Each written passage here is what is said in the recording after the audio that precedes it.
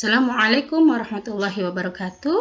Alhamdulillah, jumpa lagi dengan buku nih pada mata pelajaran Al-Quran Hadis. Pada pertemuan hari ini, kita masuk bab 5 tentang semangat menuntut ilmu untuk meraih martabat mulia. Untuk itu, mari kita awali bersama-sama dengan membaca basmalah. Bismillahirrahmanirrahim. Pada awal bab 5 itu diawali dengan prawacana, kalam hikmah Imam Syafi'i dan adab-adab mencari ilmu. Imam Syafi'i berkata, "Tashabbar ala murril jafa min muallimin, fa inna rusubal ilmi fi nafaratihi." Bersabarlah atas pahit getirnya, keras kasarnya sikap guru, karena kokohnya ilmu ada dalam kepedihan. Kita tahu bahwa setiap guru punya karakternya masing-masing, dan meskipun guru itu agak keras kepada muridnya, itu maksudnya adalah untuk mendisiplinkan murid agar mereka lebih perhatian lagi, lebih disiplin dan semangat lagi dalam belajar. Faman lam yaduk murrat ta'allumi sa'atan tajarra'a dzulil jahli tula hayatihi. Barang siapa belum pernah merasakan pahitnya menuntut ilmu, niscaya ia akan meratapi hinanya kebodohan sepanjang hidupnya. Ya, kalau kita ingin pintar, ingin dihargai orang, ya kita harus menuntut ilmu. Karena segala sesuatu yang dibutuhkan dalam hidup ini, itu ada ilmunya. Wa man fatahu ta'limu waqta syababihi fakabir alaihi arba'an liwafatihi. Barang siapa menyia-nyiakan waktu menuntut ilmu di masa mudanya, maka bertakbirlah 4 kali atas kematiannya, atau sholat jenazah karena ia telah mati. Jadi pemuda, ya, kita yang menyia-nyiakan waktu kita di masa muda ini, menyia-nyiakan waktu menuntut ilmunya, itu dianggap seperti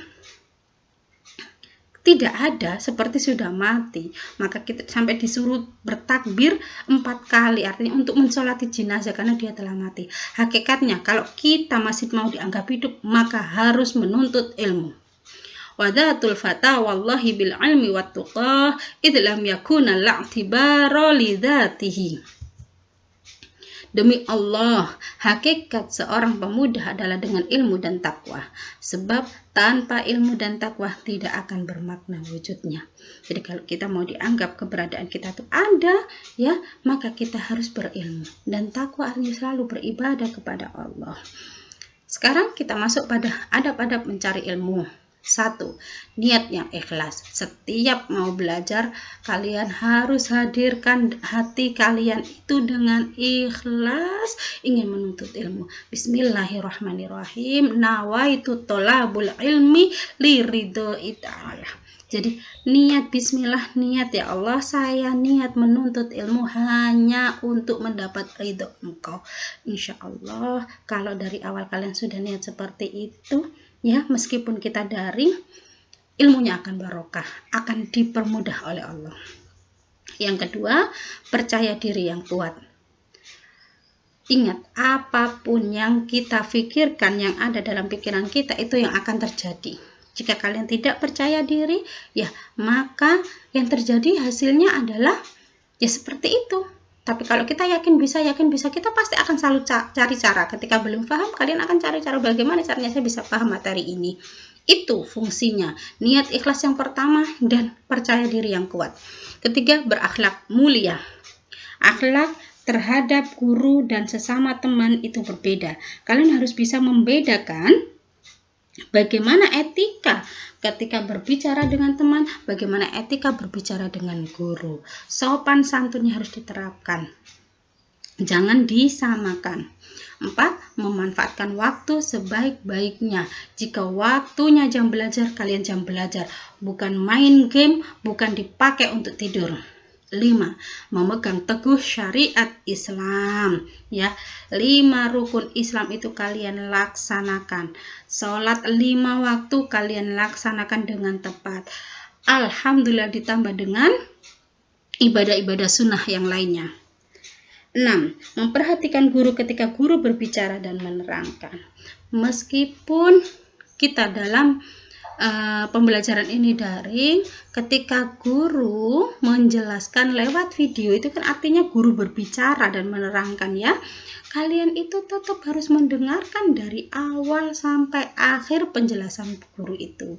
Dan tidak berbicara dan menyela ketika guru berbicara.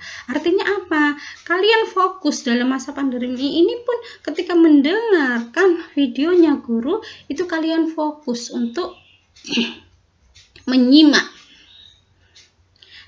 Dan 8, menjauhkan diri dari hal-hal yang tidak bermanfaat. Sudah, singkirkan semua kesenangan-kesenangan sesaat itu. Fokus, jam 7 sampai jam 12 adalah jam pelajaran kita, fokus untuk belajar. Main game disingkirkan terlebih dahulu. 9, menyedikitkan makan, minum, dan waktu tidur. Sewajarnya saja, tidur pun sewajarnya saja. Jadi kalau malam itu juga diberi batas waktu tidurnya jam berapa, bangun jam berapa. Bangun sebelum subuh biar kalian bisa melakukan sholat malam. 10. Menyibukkan diri dengan ilmu, dengan membaca, menelaah, menghafal, mengulang pelajaran, dan aktivitas lainnya. Jadi, selain jam-jam yang sudah diterapkan jam 7 sampai jam 12, boleh nggak Bu belajar? Sangat boleh. Ya, jadi kita harus selalu menyibukkan diri dengan ilmu. Kalian bawa HP setiap hari. Di Google itu juga banyak ilmu yang bisa di sana. Kalian tambahin pengetahuan kalian dari yang sudah di-share oleh guru dengan ilmu-ilmu yang lainnya yang terkait dengan itu. 11. Menjauhkan diri dari sikap meminta-minta meski kondisi sangat sulit. Nah, ini sangat pas sekali dengan kondisi sekarang. Meskipun ya kondisi kita sangat sulit, jauhkan diri kita dari sikap meminta-minta. Nomor 12, senantiasa memuliakan dan menghormati guru dan berterima kasih kepada gurunya. Jadi kalian harus selalu memuliakan guru. 14, bersegera mendatangi majelis ilmu sebelum gurunya datang. Kita kan sekarang online semuanya pembelajarannya.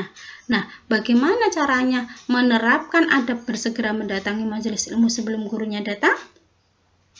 Ya kalian dengan hadir sebelum jam 7 dimulai pembelajaran.